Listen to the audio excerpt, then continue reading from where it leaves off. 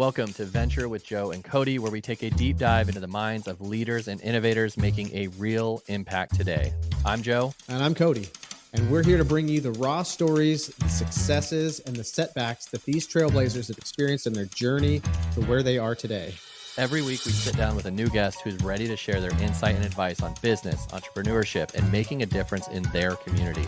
From local community members to industry experts, you're going to get the unfiltered truth behind their success. So whether you're an aspiring entrepreneur, a seasoned professional, or just curious about the business world, join us for a journey of learning and inspiration. So let's grab a drink, settle in, and let's get started. This is Venture with Joe and Cody.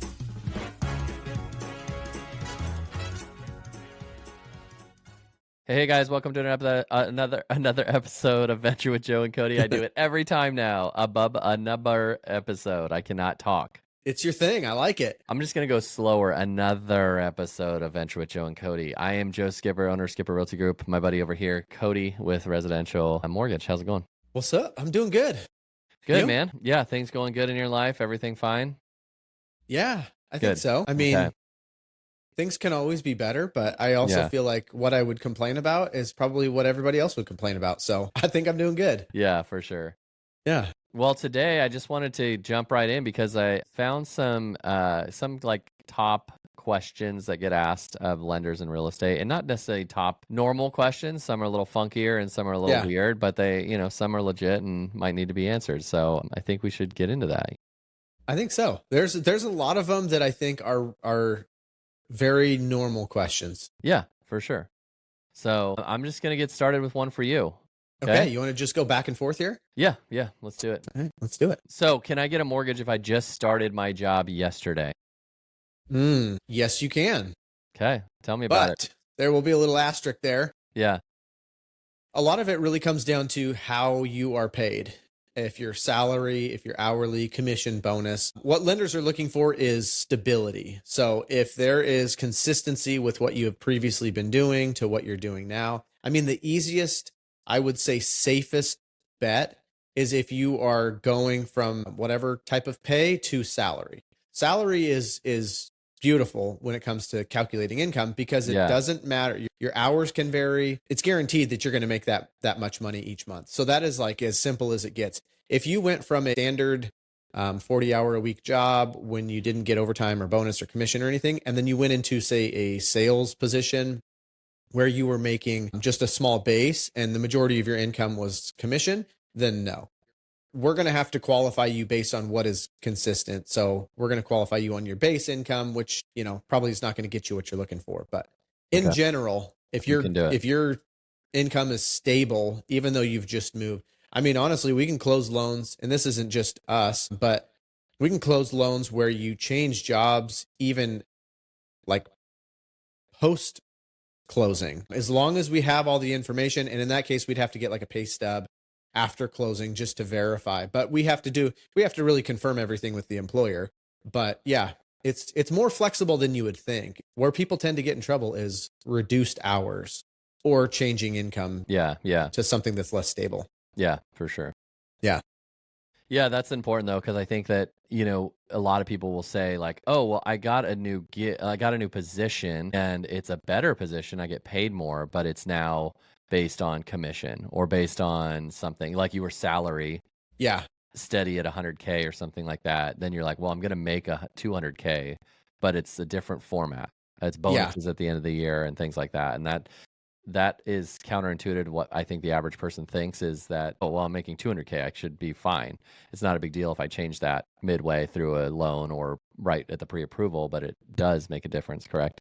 It does. Yeah. Because what they're going to want to see is at that point, like a 1-year bare minimum of history of what that looks like, because it's so variable. Yeah, you can make up to 200 grand, but we need to see a couple years worth of history that you can actually do that. Like if you went from say a sales type of position, and then you changed into a new sales position, that's where that 1-year mark is going to be. If you went like from scratch to sales, they're going to want a 2-year history. But it's like, if you've got a track record of sales, they're going to want to see your track record with the new company just to verify that this is actually what you do make throughout the year. And it's not just like one big sale here and there, or it's seasonal or whatever. So That's interesting Yeah. though. Like, okay, if you had so say, okay, where was I going with this? So you can say I make 100K on salary. I'm, in the pre-approval process or midway through the transaction, I get promoted to make a $200,000 a year job, but it's on bonuses and commission or whatever it is. Can you still get approved in the more stable rate? Like, can you get approved at the 100K? Yeah. Okay, so you don't have to change anything. If everything's going fine and you like that price that you're at or the house that you can afford at the 100K, even if you do get a little more weird with your job, it's fine. It's fine. Okay.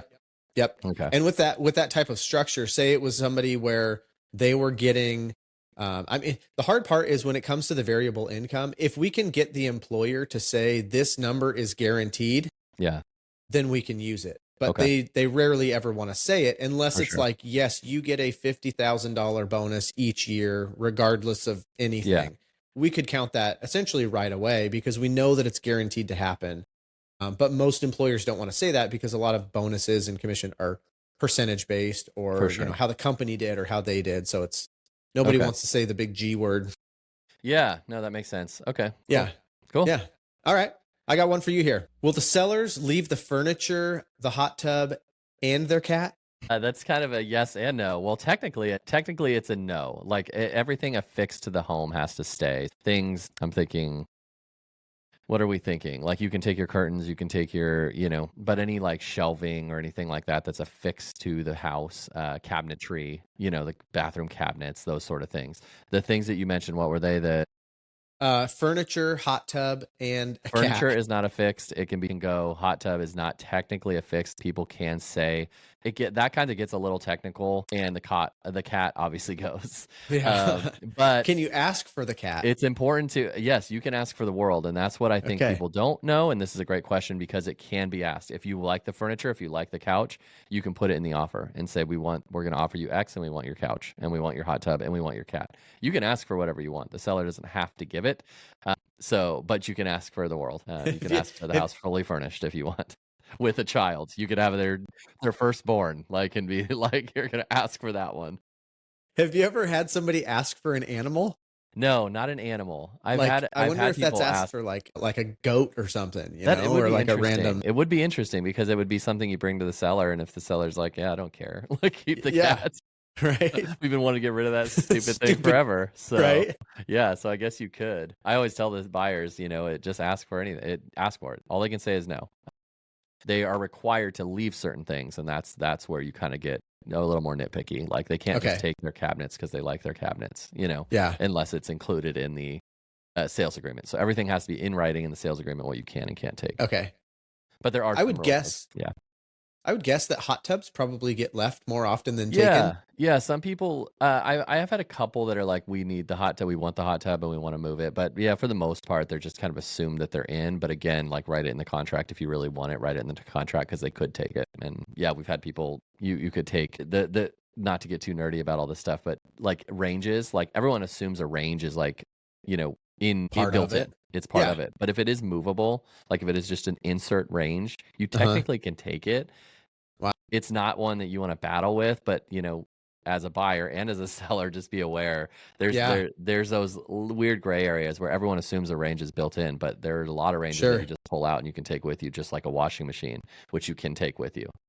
So just be careful with that stuff because that happened to us, not the range, but the refrigerator. Yeah. We didn't know to ask for it. Yep. And we weren't not come. They did. No, we show up to the house, get the keys, show up to the house. And we're like, where's the fridge at? And then look through everything. And it was not included in that sucks. In the contract. And so point in case, I know. I definitely don't want to assume. Yeah. I make it a point to just even if sellers or buyers are like, hey, we're bringing our own stuff.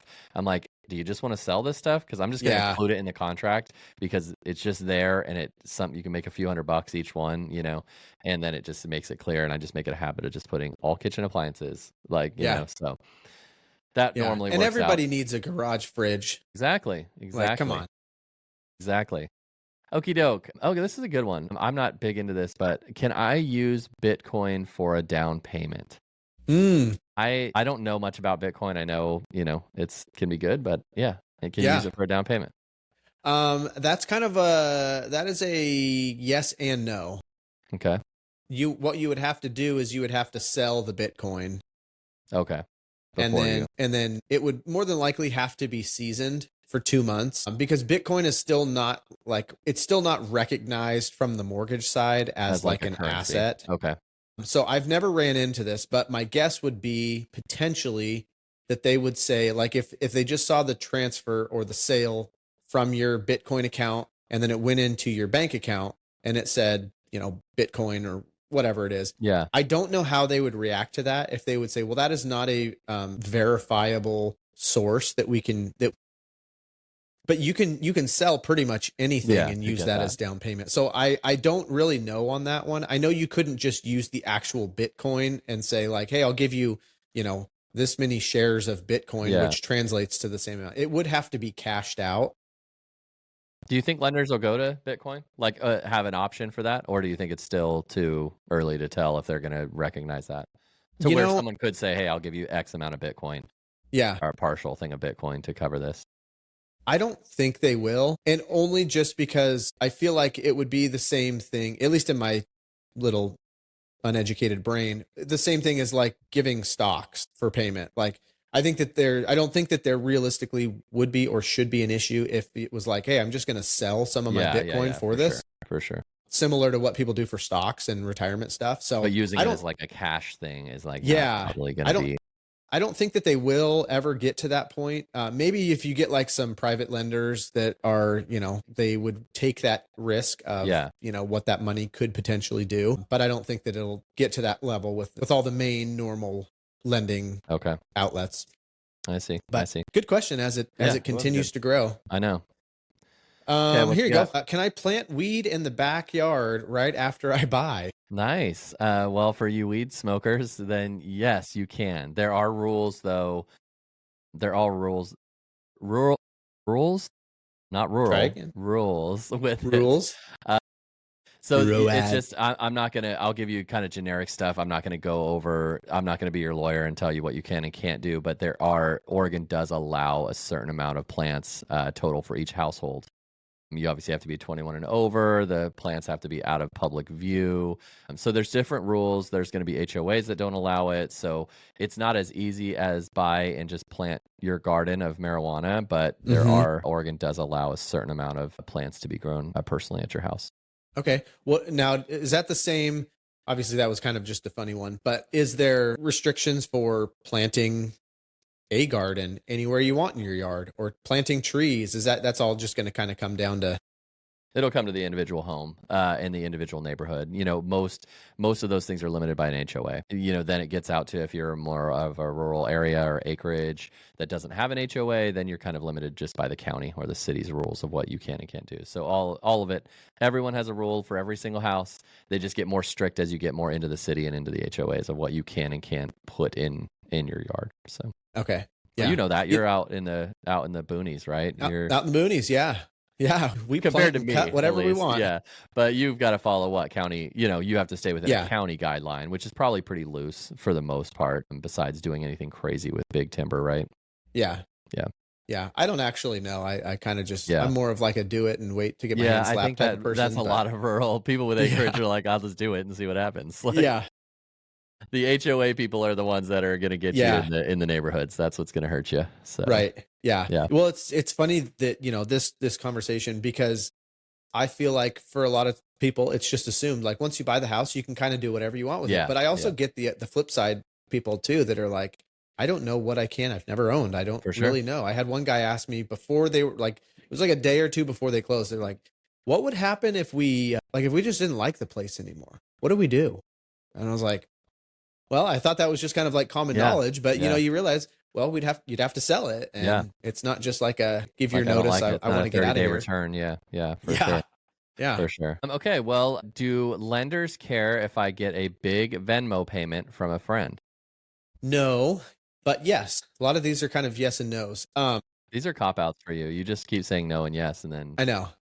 Well, it depends. I know every loan is different. Every person's different. Yeah. So, it depends on what the person's view of large is, because in our world, a large deposit is considered something 25% or more than what your monthly income is.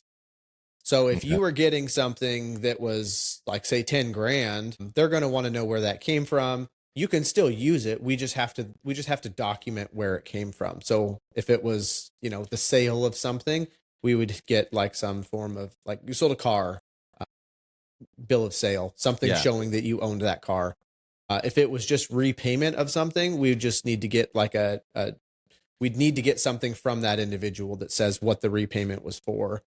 If it was, say, $2,000 and you made $1,000, then it's not considered a large deposit. So we're not going to care because it's not considered large because their income is larger than that. It does vary individual to individual, but if it's less than 25% of your monthly income, then it's not going to be an issue. Yeah. Okay. Cool. Yeah. I'm going to skip one.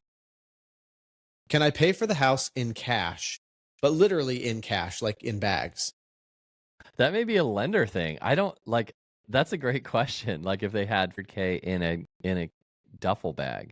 Yeah. Obviously we don't handle the transaction. It would be more of the title company. Title. Yeah. And so it would be you'd probably have to do title probably isn't going to take 500K in cash. Yeah. Because it's not going to be a lender, involved. It's not going to be really the real estate agent involved besides the contractual stuff. So the title company is the one that normally handles mortgage payment, the mortgage transition and all that sort of stuff. So it would probably come down to the title company, which I almost guarantee would say we're not taking 500K in cash. Yeah. Or $1 million in cash into the title company right now. So they're probably going to ask for some sort of cashier's check or something like that. So you'll probably have to deposit it into a bank and get a cashier's check for it. That's my guess, I think. Yeah. That'd be pretty awesome though. Just to show up with a bag of cash. It would be cool. It would be cool. But I just don't see a title company being like, "Oh yeah, it looks all good. Let's count this in the back room and give you the deal." So I just don't think that's gonna happen. So right. I don't think they're prepared for that kind of stuff. Yeah, that's that. Did that answer it okay? It did. I think so. We don't know.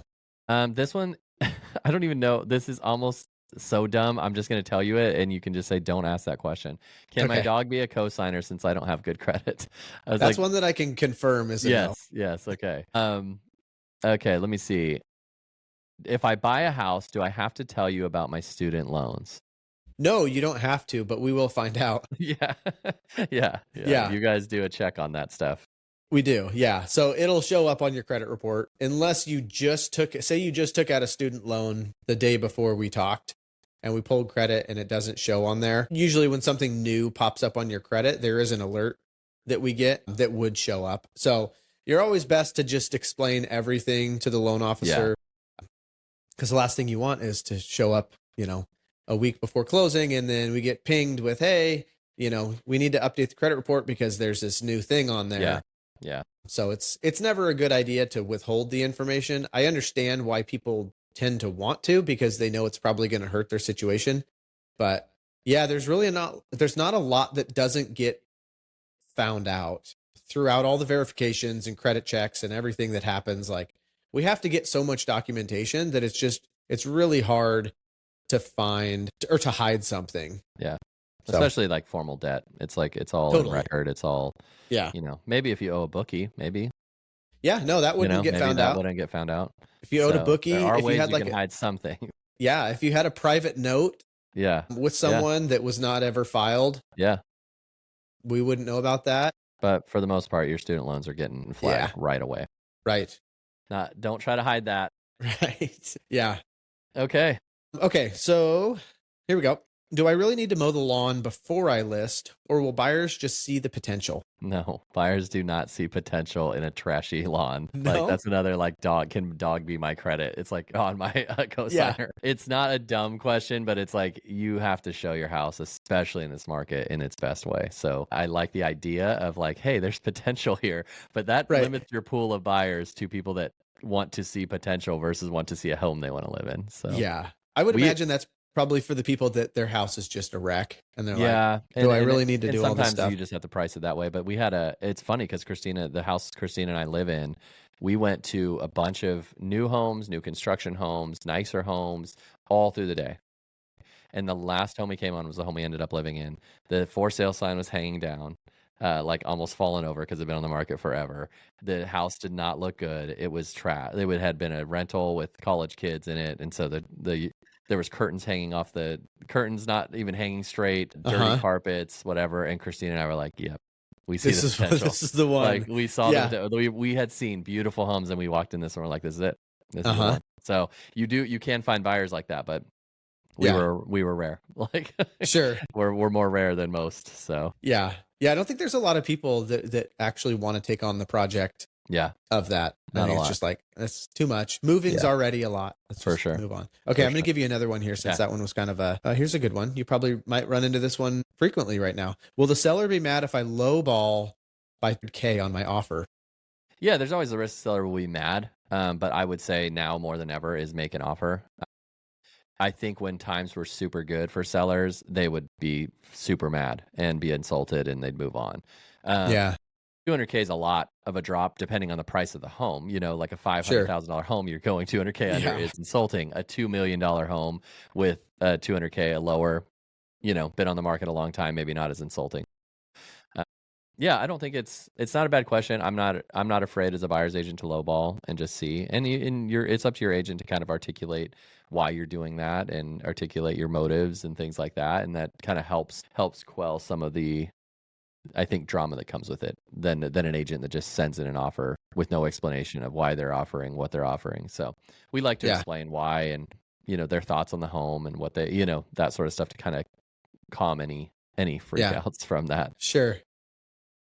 Have you ran into any situations where somebody has wanted to go in low and it did feel like disrespectful from your side and you're like, maybe let's not go that far, and there was kind of like a little back and forth on you feeling like, I don't really want to present this offer, but you're firm on wanting to present this? Like, does it get to a point where it's sticky, or do they listen and kind of trust what your gut says? I think that like how you have to explain it is, if it has a valid reason rather than just like, I just want to be a jerk and just go low. Like if they're like, hey, this house has XYZ wrong with it, we're gonna have to fix this. We saw all these issues. Yes, the home values around the area are the price they're asking, but their home is different because of this. Yeah, I explain that all the time. Say, look, you're not wrong at this price. You're totally not wrong offering at 50K lower.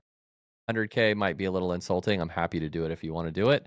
But I think you're probably not going to get anywhere with it. And normally that's what happens is they either ignore it completely or they counter back at more of a reasonable price. So I haven't had too many buyers. There are a couple investor clients that I've had that are like, no, let's just try it. I don't care about being told no. Which for me, it's totally fine. I'm just representing them. So I still try to soften the blow in an email or a call. But it normally hasn't been an issue. But my job is to get the buyers the best deal. So I like, working with that stuff. Yeah. I don't know if there was like a threshold where you're like, ooh. No, I've had a couple people and they do end up listening when they're ridiculous. I'm like, they're not even going to respond to this. And they're like, okay, let's not do that. Sure. We'll increase it by 1,000. Yeah. I have had that actually. I had a buyer seller get so insulted that they actually counter offered with a higher price than the listing price. Oh, no way.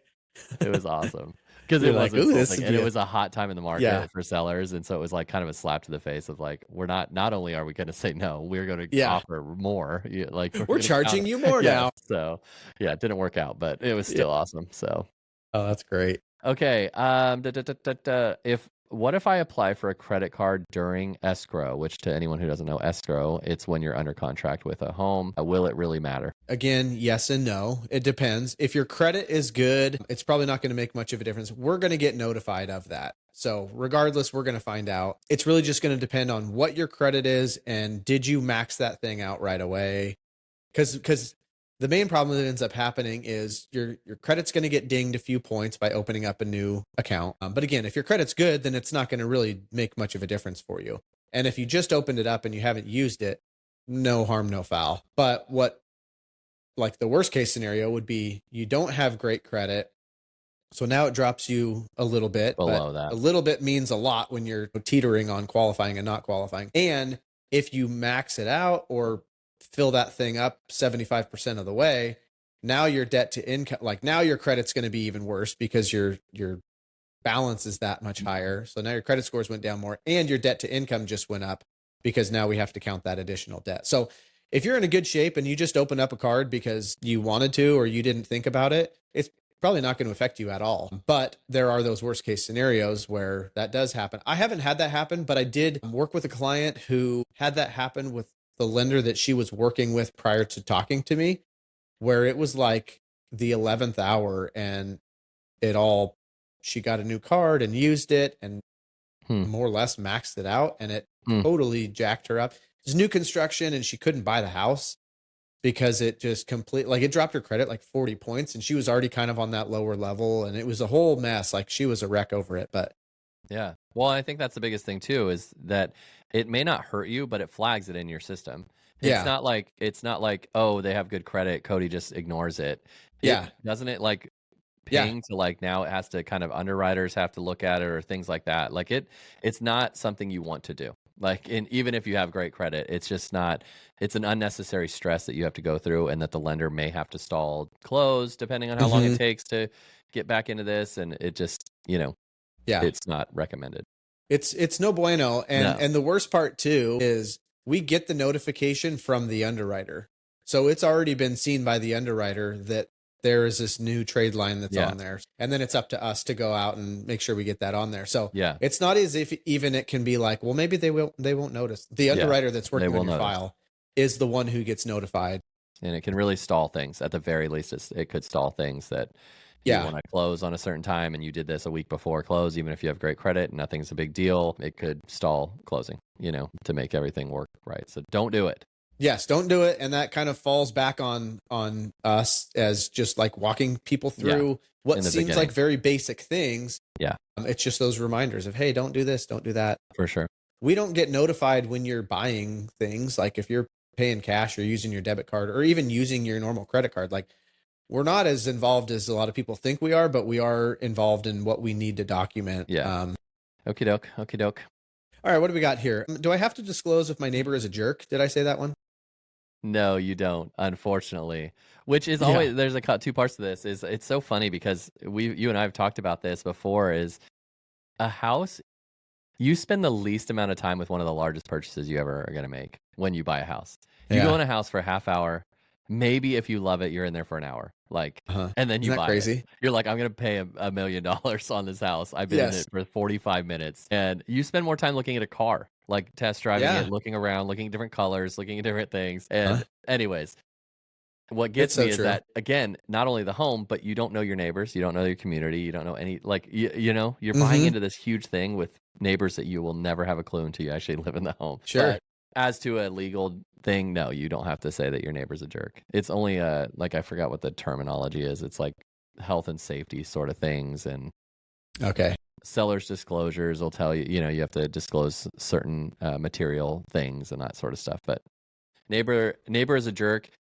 It would be cool as a buyer to know that, but as a seller, it sucks because you're like, I can't control that. Now I got to sell my house for less because no one wants to live in it because my guy's a jerk. So and nobody warned me. Why do I have to warn them? For sure. No one let me know about it. Okay, let's go one more and then we'll call it good. Let me see if I can get a good one here. Some of these are so dumb. Can I just not tell you about the bankruptcy I had years ago? And it was years ago. So do I have to tell you? No, but it's similar to the student loan thing. You don't have to tell me about it. Yeah. But it shows up on credit reports. Okay. What's been filed in the bankruptcy and when it was discharged and everything. So you can hide it, but it won't. Well, let me ask you one or two more then, since these are quick. If I get a co-signer, do they have to live with me? Nope. Okay. Nope. But for a non-occupying co-signer, that typically is more or less required to be a family member. As opposed to if they were occupying the property with you, it doesn't have to be a family member. Okay. So they want close ties for somebody that's non-occupying co-signer. Okay. And finally, if I pay off all my debt, and this is a good one, if I pay off all my debt today with a credit card, will that help? Yes. Wait, if you pay off all your debt with a credit card? A good, the question actually spurred two questions with me because it was read. So if you pay all of your debt, your other debt, say you have $25K in debt, just random whatever debt, and you just take one credit card and pay all that debt off with that one credit card. Does it change? Does the debt change?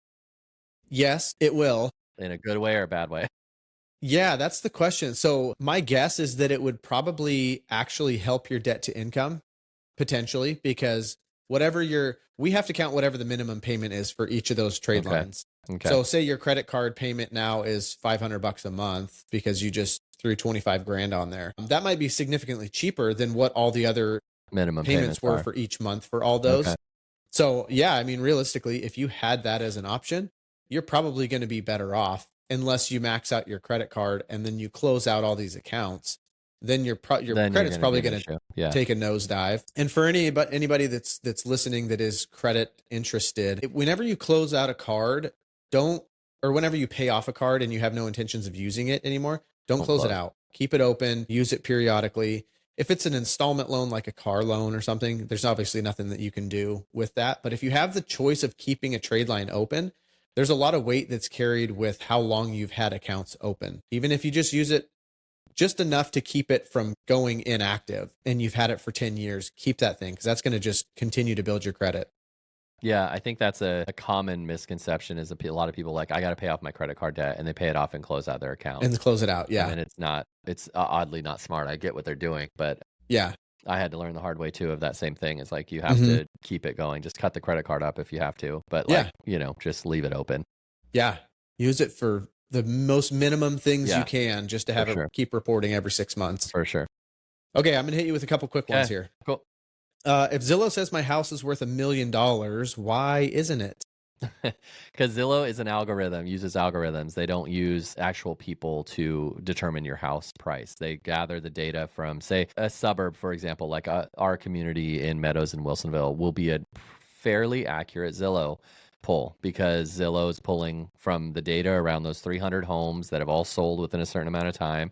And most of those homes are similar size, similar bedrooms, similar baths, similar age, all that stuff. So the closer Zillow is closer to in accuracy in city neighborhoods with a lot of data to pull from than say I would say $1 million and over homes, because what they'll do generally is, at least in our area, the $1 million and above homes are generally outside, have acreage, have farm properties, they have horse barns, that some do, some don't, some have waterfront properties, and Zillow's just pulling in. They're just pulling in from a certain distance around you and saying, based on these latest home sales, this is your price. So it's just generally not accurate. It also doesn't take into account any remodel that you've done with the home, any interior work you've done, any additions that you've done, any sort of unique features that your home might have compared to others. They don't care about that. They're just pulling in data from their system and just saying what's sold near you. And that's what we think your house would cost. So it can be somewhat accurate, but most of the time it's not. Okay. All right. We kind of talked about this one, so I won't bring it up. But what if I just move in early since the house is empty? It's actually oddly, like, that's not a dumb question, because I think a lot of people do think, well, it's empty, can we start moving our stuff in? That's more common, is like, hey, we're 2 weeks before close, we've got to move out of our house, can we just throw our stuff in?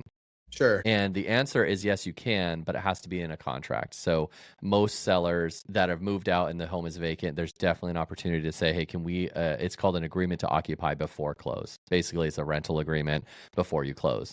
And so you basically just sign documents saying, yes, the seller says, yes, you can move in before closing. And there's just terms with that. Okay. Do open houses always bring serious buyers or just nosy neighbors?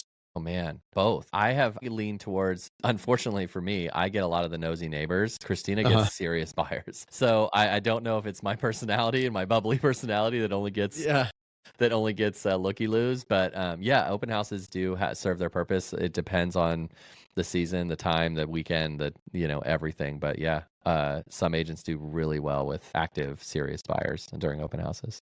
Okay. Last one here, and this one kind of ties into what we had talked about before, but can I ask the seller to repaint the house my favorite color before I buy it? Yeah, for sure.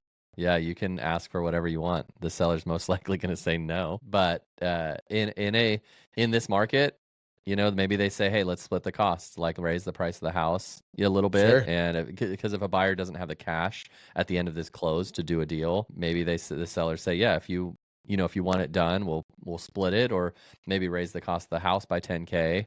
You still can approve if you're still able to be approved for it, and we'll paint it with those, because it nets the seller the same. Sure. But yeah, definitely can ask. That's an interesting. I wonder. I mean, I'm sure it's probably only ever asked or required if it's just trashed. Yeah. Yeah.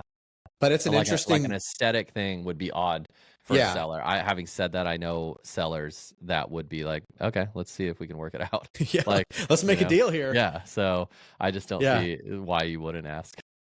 right. Yeah, I haven't had it. We had one house recently that was a unique color, but even the people bought it and then painted it. They didn't even. Yeah, They were like, yeah, feels it's like a pretty unique, but normal thing we'll to do. change it. So yeah. Yeah, But sometimes like buyers don't have the cash, like to sure. do things afterwards, and so then they do try to factor in, like, we want to do this, like the carpet's really bad, we want to do that once we close. Let's offer a little bit less, or let's ask for some closing cost credit, or various things, and that's normal. Yeah. Yeah, paint the house and let me keep your cat. Yeah, exactly. Yeah, it's worth an ask. That's the market we're in right Worth an now. ask. Okay, my man. Well, this was good. Good Yes. talking to you. Hopefully, some of these questions help people. I think some of them are pretty legit questions that people have in the Yeah, lending and real estate world. ironically, you look at them and you hear them and you're like, they seem goofy, but Yeah. I think most of them are actually pretty real life questions. For sure. Okay, guys. Until next time, we'll chat with you later, man. All right, sounds good. Okay, see ya. All right, bye.